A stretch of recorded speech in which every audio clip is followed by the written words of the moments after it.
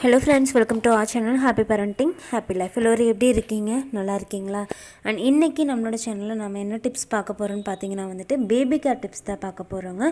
அதுக்கு முன்னாடி நீங்கள் இப்போ தான் ஃபஸ்ட் டைம் நம்மளோட சேனலை விசிட் பண்ணுறீங்கன்னா கண்டிப்பாக நம்மளோட சேனலை சப்ஸ்கிரைப் பண்ணி வச்சுக்கோங்க. இந்த சேனலில் baby care tips, baby food recipes எல்லாமே நம்ம அப்லோட் பண்ணிகிட்ருக்கோம். அது உங்களுக்கு யூஸ்ஃபுல்லாக இருக்கும். சரி, வாங்க இன்றைக்கி வீடியோக்குள்ளே போயிடலாம். இன்றைக்கி பார்த்தீங்கன்னா குளிர்காலத்தில் நம்ம எப்படி குழந்தைகளை பராமரிக்கலாம் அப்படிங்கிறத பற்றி தாங்க சொல்ல போகிறேன்.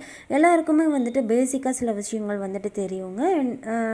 இன்னும் சில விஷயங்கள் நான் உங்களுக்கு ஞாபகப்படுத்துகிற விதமாக நான் எதை சொல்கிறேங்க. இந்த குளிர்காலத்தில் பார்த்தீங்கன்னா குழந்தைகளுக்கு மார்னிங் டைம், ஈவினிங் டைம் ரெண்டு டைம்லேயும் குளிர். மார்னிங் டைமில் குளிர் இருக்கும், ஈவினிங் டைம் குளிர் ஸ்டார்ட் ஆக ஆரம்பிச்சிடும், பனி ஸ்டார்ட் ஆக ஆரம்பிச்சிடும். அதனால் இந்த டைமிங்கில் குழந்தைகளை நம்ம வெளியில் எடுத்துகிட்டு போகிறதுனாலும் சரி, கை குழந்தையாக இருந்தாலும் சரி, கொஞ்சம் பெரிய 2 வயசு 3 வயசு குழந்தைகளாக இருந்தாலும் சரிங்க, வெளியில் அலோவ் பண்ணுறது அவாய்ட் பண்ணிடுங்க. ஏன்னு பார்த்தீங்கன்னா அவங்க பனியில் போயிட்டு வந்தாங்க அப்படின்னா அவங்களுக்கு கோல்டு வர்றதுக்கான சான்சஸ் இருக்குது. கோல்டு வந்துச்சுன்னா ஆட்டோமேட்டிக்காக ஃபீவர் வரக்கு சான்சஸ் இருக்குது. அப்புறம் ஒரு வாரத்துக்கு பார்த்தீங்கன்னா இந்த கோல்டு ஃபீவர்லாம் இருந்துச்சுன்னா குழந்தைக்கு ஒரு வாரத்துக்கு நல்லாவே சாப்பிட மாட்டாங்க. பிக்கப் ஆகி வர்றதுக்குள்ளே நம்ம சிரமப்பட வேண்டியாக இருக்கும். அதனால் இந்த மார்னிங் டைம், ஈவினிங் டைமில் குழந்தைகளை வெளியில் அலோவ் பண்ணுறதை அவாய்ட் பண்ணிடுங்க. கை குழந்தையாக இருந்தால் நீங்களும் வெளியில் எடுத்துகிட்டு போக வேண்டாம். என்ன ஒரு முக்கியமான வேலையாக இருந்தாலும் ஆஃப்டர்நூன் டைம்லேருந்து நம்ம முடிச்சு வச்சுக்கிறது நல்லது. அடுத்து பார்த்திங்கன்னா ஈவினிங் டைம் ஆயிடுச்சு அப்படின்னாலே பேபிக்கு ஸ்வெட்டர் போட்டு விட்ருங்க, குல்லா போட்டு விட்டுருங்க. காலுக்கெலாம் சாக்ஸு, கைக்கு உரெல்லாம் போட்டு விட்ருங்க. சில குழந்தைகளுக்கு பார்த்திங்கன்னா கை காலெலாம் ரொம்ப ஜில்னு ஆயிருங்க. இந்த கை காலில் தான் முக்கியமாக பாதத்தில் குளிர் பட்டுச்சு அப்படின்னாலே நம்ம பாடி ஃபுல்லாக குளிர் ஆக ஆரம்பிச்சிடும். அதனால் குளிர ஆரம்பிச்சிடும். அதனால் முதல்ல காலுக்கு சாக்ஸ் போட்டு விட்டுருங்க.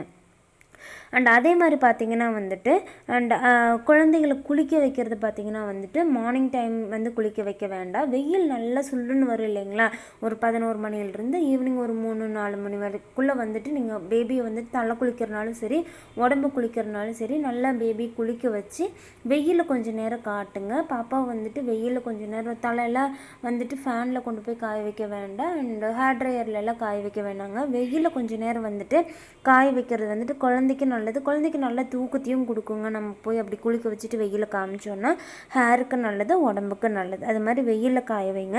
அண்ட் அதே மாதிரி பார்த்தீங்கன்னா நீங்கள் உடம்புக்கு குளித்தாலும் சரி, தலை குளிக்க வச்சாலும் சரி, குழந்தைக்கு குளித்து முடித்தோடனே நல்லா காய வச்சதுக்கப்புறம் குழந்தைக்கு ஏதோ ஒரு மாய்ஸ்சரைசர் அப்ளை பண்ணுங்கள். ஏதோ ஒரு மாய்ஸ்சரைசர் நீங்கள் கண்டிப்பாக வாங்கி வச்சுக்கோங்க. லோ பட்ஜெட்லேயே நம்மளுக்கு கிடைக்குங்க, நல்லா மாய்ஸ்சரைசர்லாம் இருக்குது. ஸோ ஏதோ ஒரு மாய்ஸ்சரைசர் ஏதோ ஒரு பிராண்டில் வாங்கி வச்சுட்டு குளித்ததுக்கப்புறம் கண்டிப்பாக பேபிக்கு அதை அப்ளை பண்ணி விடுங்க. அதே மாதிரி பார்த்தீங்கன்னா மார்னிங் டைமும் சரி, ஈவினிங் டைமும் சரி, ஏதோ ஒரு மாய்ஸ்சரைசர், அதாவது நான் சொன்னது குளிச்சதுக்கப்புறம் மாய்ஸ்சரைசர் அப்ளை பண்ணுங்கள்.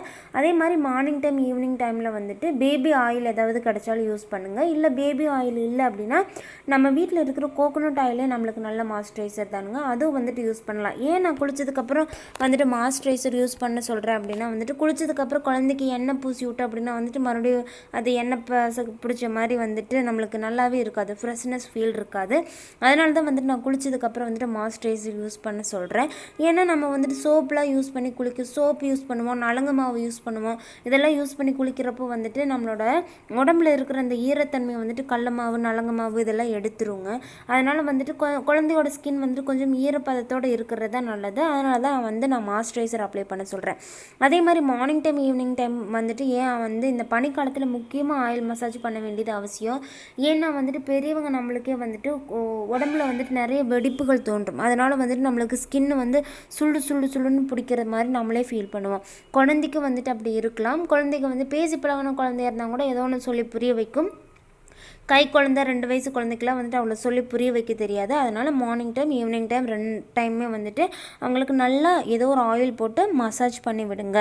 அண்ட் அதே மாதிரி பார்த்திங்கன்னா நீங்கள் தண்ணி கொடுக்குறனாலும் சரி, ஃபுட்டு கொடுக்குறனாலும் சரி, கொஞ்சம் வார்மாகவே கொடுங்க. ரொம்ப சில்லுன்னு கொடுக்கக்கூடாது.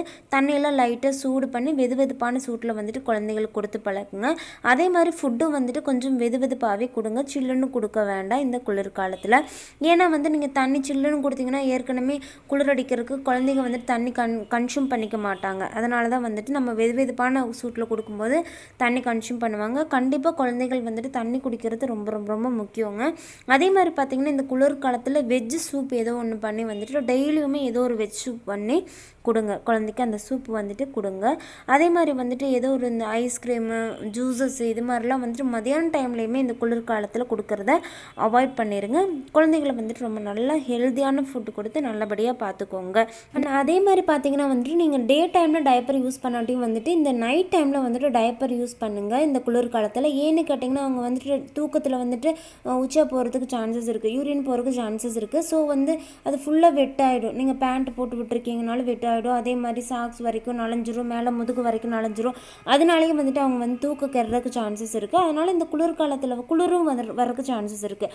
அதனால் என்ன பண்ணுறீங்கன்னா நைட் டைமில் மட்டும் ஒரு டைப்பர் வந்து யூஸ் பண்ணிக்கோங்க. தூங்கி எந்திரிச்சதுக்கப்புறம் வந்துட்டு நீங்கள் டைப்பர் ரிமூவ் பண்ணிவிட்டு டைப்பர் ஃப்ரீ டைமாக வந்துட்டு விட்டுறலாம் பேபியை. டைப்பர் எதுவும் போடாமல் கொஞ்சம் ஃப்ரீயாக வந்துட்டு விட்டுறலாம். ஓகேங்க, இந்த டிப்ஸ்லாம் வந்துட்டு உங்களுக்கு யூஸ்ஃபுல்லாக இருக்குன்னு நம்புகிறேன். நான் வேறொரு நல்ல தகவலோடு உங்களை மீட் பண்ணுறேன். அண்ட் கண்டிப்பாக நம்மளோட சேனலை சப்ஸ்கிரைப் பண்ணி வச்சுக்கோங்க. Thank you so much.